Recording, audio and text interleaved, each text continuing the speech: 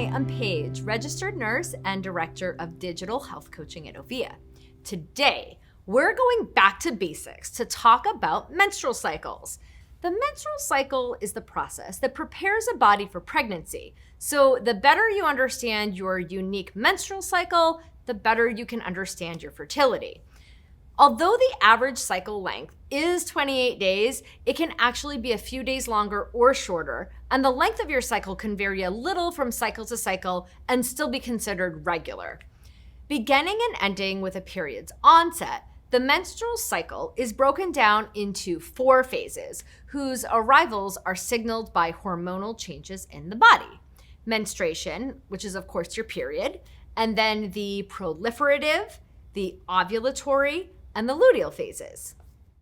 For most people, the period is the most recognizable phase of their menstrual cycle because it's accompanied by some pretty obvious symptoms like bleeding and cramps. But there is so much more to your menstrual cycle than just this phase. The other 3 phases of your cycle play a hugely important role in your fertility and in your general health. What are the phases? During the proliferative phase, ovarian follicles, which are structures in the ovary that each contain an egg, mature and get ready for ovulation. Although many follicles begin to mature during the proliferative phase, usually only 1 egg is available during ovulation. The ovulatory phase begins as the egg breaks free from its follicle and nests in a fallopian tube. If it isn't fertilized in 24 to 36 hours, it will disintegrate.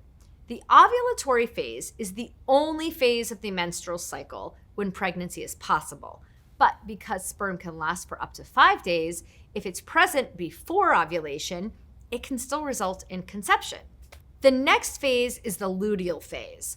Following ovulation, the follicle that released the egg becomes a corpus luteum, which is just a fancy word that means a structure that produces the pregnancy hormone progesterone. Progesterone thickens the lining of the uterus to prepare it for the fertilized egg to make its home there for the next 9 months.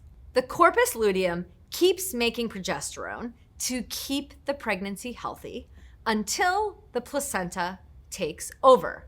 Of course, if the egg is not fertilized, the progesterone production stops after about 2 weeks. That drop in progesterone cues the menstrual cycle to begin.